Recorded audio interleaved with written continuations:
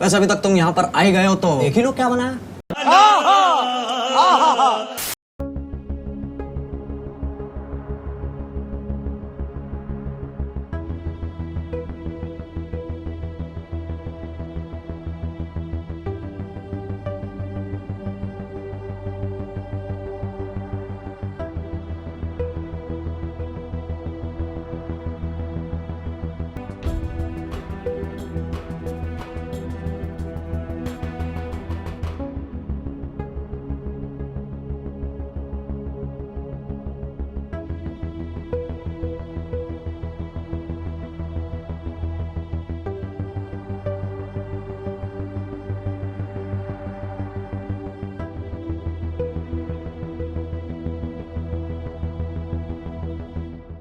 DRF की 51 rescues के साथ में आज सुबह 3:09 पे यहाँ से रवाना हुई इंडियन एयरफोर्स का प्लेन उनको लेके गया है।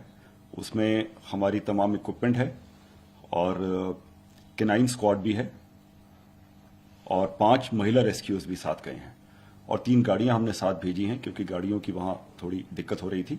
तो ये टीम इस तरह तैयार होकर यहाँ से सुबह 3 बजे रवाना हो गई है। Basically search and rescue operations के लिए हम वहाँ पे जा रहे हैं। जो अर्थक्वेक का वहाँ पे त्रासदी हुआ है उसमें जो सर्च एंड रेस्क्यू ऑपरेशन होंगे उसको हम वहाँ पे परफॉर्म करेंगे एज पर यूएन गाइडलाइंस। आप जानते हैं आज सवेरे टर्की और सीरिया में एक भयानक भूकंप आया है जिसमें काफ़ी जानें गई हैं। इसको देखते हुए भारत सरकार ने डिसीजन लिया है कि ह्यूमैनिटेरियन असिस्टेंस के नाते 2 एनडीआरएफ की टीम वहाँ पर भेजी जा रही है जिसमें 101 हमारे रेस्क्यूअर्स एनडीआरएफ के रेस्क्यूअर्स ऑपरेशन कंडक्ट करेंगे, रेस्क्यू रिलीफ ऑपरेशंस करेंगे। इसमें एक टीम हमारी 8 बटालियन एनडीआरएफ की गाजियाबाद से और दूसरी 2 बटालियन कोलकाता से जा रही है जो वहां पर जाकर के ऑपरेशंस कंडक्ट करेगी। The situation is very dangerous after this devastating earthquake. Many regions are badly affected. It's more than 850 death cases. We are very happy to say that India, from the very moment, expressed the wish to be with Syria in this very hard time. Ministry of External Affairs of India told me that now we have ready. इस समय तुर्की में आए विनाशकारी भूकंप पर हम सभी की दृष्टि लगी हुई है। बहुत से लोगों की दुखद मृत्यु और बहुत नुकसान की खबरें हैं। तुर्की के आसपास के देशों में भी नुकसान की आशंका है। भारत के 140 करोड़ लोगों की संवेदनाएं सभी भूकंप पीड़ितों के साथ है। भारत भूकंप पीड़ितों की हर संभव मदद के लिए तत्पर है।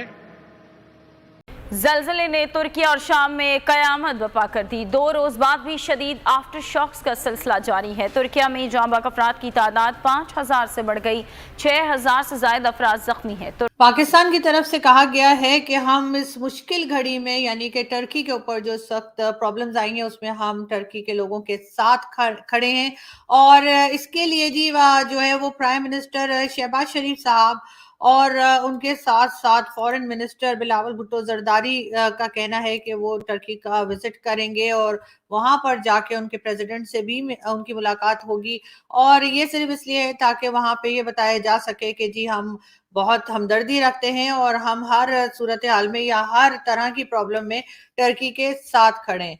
लेकिन बात सारी ये है कि ये पैसा जाया करने के बजाय जो आप ट्रैवलिंग करेंगे यहाँ से टर्की तक के लिए, अगर यही पैसा बचाकर उन लोगों को दे दिया जाता या कोई मजीद सामान उनको भेजा जाता तो बेहतर होता।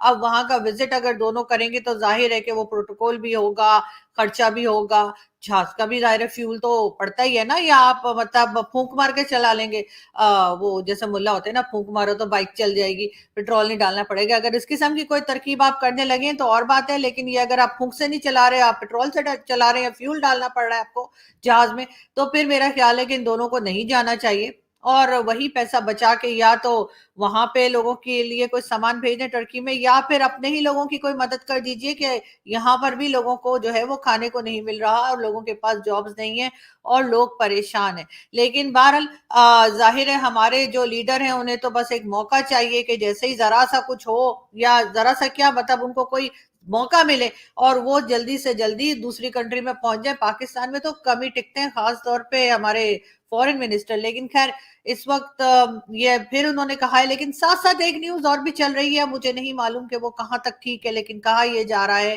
कि पाकिस्तान ने एयर स्पेस नहीं दी भारत को जब वो जाना चाह रहे थे टर्की, अपना जो रेस्क्यू टीम वहां पहुंचाना चाह रहे थे और सामान लेके जाना चाह रहे थे, तो उसके लिए भारत को जो है पाकिस्तान ने एयर स्पेस नहीं दी। अगर तो ये न्यूज ठीक है तो बड़े अफसोस की बात है, ऐसा नहीं होना चाहिए था, क्योंकि इस वक्त मुश्किल घड़ी में भारत जो है वो मदद करना चाह रहा है और कर रहे हैं। India was among the first countries who reacted, and that was of course a very big help. Those helps each other, you know. And then, as I said, I used this expression first 2 years ago when Turkey sent 2 carriers loaded with medical assistance to India during COVID time. Now exactly the same happens in Turkey. So we are dost, we are friends, and we help to each other. And we appreciate our help, of course.